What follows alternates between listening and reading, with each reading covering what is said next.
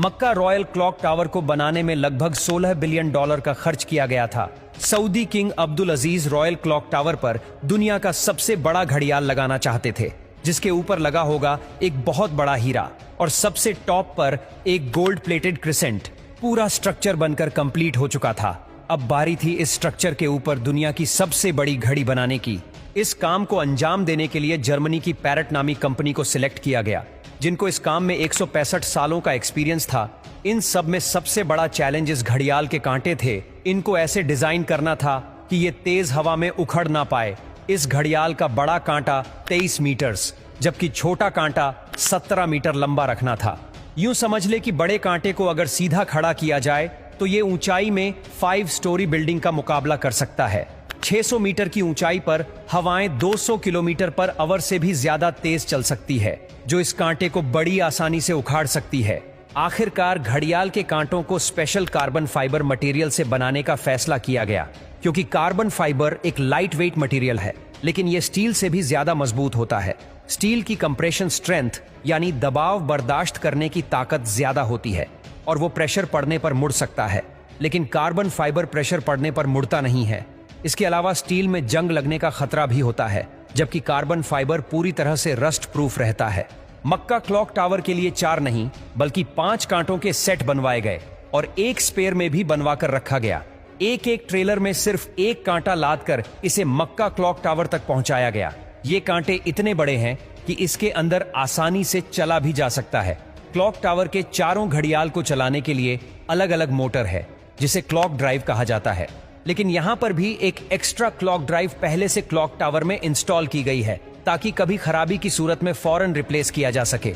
इस घड़ियाल में एक मेंटेनेंस स्विच भी लगाया गया है, जिसे दबाते ही कांटे बिल्कुल सीधे हो जाते हैं और मेंटेनेंस वर्कर्स इसके अंदर जा सकते हैं। इस घड़ियाल के रंग को सिलेक्ट करने के लिए भी काफी सारी रिसर्च की गई। रिसर्च करने के बाद ग्रीन कलर की एलईडी लाइट सिलेक्ट की गई। ग्रीन कलर इसीलिए सिलेक्ट किया गया क्योंकि ग्रीन कलर में 8 किलोमीटर दूर से देखने पर भी टाइम सही से नजर आता था। इस क्लॉक टावर पर हैरतअंगेज तौर पर टोटल 20 लाख एलईडी लाइट्स लगी है। हर एक एलईडी एक दूसरे से 4 इंच के फासले पर लगी है। इन 20 लाख एलईडी को भी स्पेशली मक्का के गर्म मौसम को नजर में रखते हुए बनाया गया, जिसमें 1 साल से भी ज्यादा का वक्त लगा। अब बारी थी मक्का क्लॉक टावर के सबसे मुश्किल लेकिन खूबसूरत पार्ट को बनाने की। बिल्डिंग के टॉप पर एक क्रिसेंट लगाना था। ये क्रिसेंट 75 फीट ऊंचा और इतना ही ज्यादा चौड़ा भी है। लाइट वेट रखने के लिए इसे फाइबर ग्लास और कार्बन फाइबर को मिक्स करके बनाया गया, पर फिर भी इसका टोटल वजन 35 टन के करीब है। क्रिसेंट और घड़ियाल के ऊपर हीरे को बनाने की जिम्मेदारी जर्मन कंपनी रीवा को दी गई। जानकारी के लिए बता दे कि इस घड़ियाल को दुबई में बनाया गया और फिर बाद में उसे मक्का ट्रांसपोर्ट किया। सबसे खास बात यह कि क्रिसेंट के कोने कोने पर सोने की लेयर छड़ी होगी, लेकिन अगर ये क्रिसेंट पूरा 1 पीस में बनाया गया तो फिर इसे टॉप तक पहुंचाना और फिर वहां इंस्टॉल करना मुश्किल नहीं बल्कि नामुमकिन होगा, क्योंकि भीड़ और जगह की तंगी की वजह से यहां सिर्फ टावर क्रेन्स काम कर सकती है, पर वो भी इतना ज्यादा वजन एक साथ नहीं उठा सकती। तभी इसे अलग अलग पार्ट्स में बनाने का फैसला किया गया।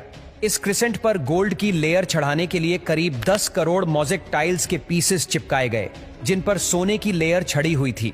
हर एक मोज़ेक टाइल्स को बारीकी से बनाया गया और फिर इनको 2 बाई 2 सेंटीमीटर के ब्लॉक में काटा गया। ये पूरा क्रिसेंट भी दुबई में तैयार किया गया और फिर फाइनल टच देने के बाद इसे मक्का भेजा गया।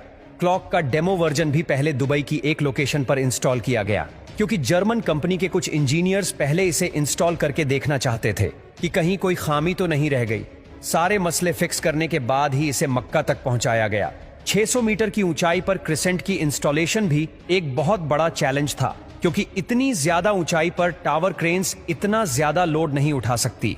इस क्रिसेंट को 4 अलग अलग हिस्सों में ऊपर खींचा गया और एक हिस्से का वजन करीब 4 टन था। ये इंजीनियर्स और वर्कर्स के लिए काफी खतरनाक टास्क था, क्योंकि एक तो टावर क्रेन्स इतनी ज्यादा ऊंचाई पर होने की वजह से ज्यादा वजन नहीं उठा सकती थी। दूसरा, अगर इस प्रोसेस के बीच तेज हवा चल पड़ी तो पेंडुलम इफेक्ट की वजह से 4 टन का वजन डबल भी हो सकता है। फिर वही हुआ जिसका डर था। ठीक उस वक्त जब क्रिसेंट का एक हिस्सा हवा में था, तब अचानक हवा चल पड़ी। आखिरकार कुछ वर्कर्स ने इसे रस्सियों से पकड़कर हिलने से रोका और फिर इसे पोजीशन में लाकर फिक्स कर दिया गया। इस क्रिसेंट में टोटल 3 फ्लोर्स हैं, एक ऑफिस, एक मीटिंग रूम और एक मस्जिद, जो कि मैन मेड स्ट्रक्चर पर दुनिया की सबसे ऊंची मस्जिद है। और अगर क्लॉक के एरिया की बात की जाए तो सिर्फ एक साइड की क्लॉक 16,000 स्क्वायर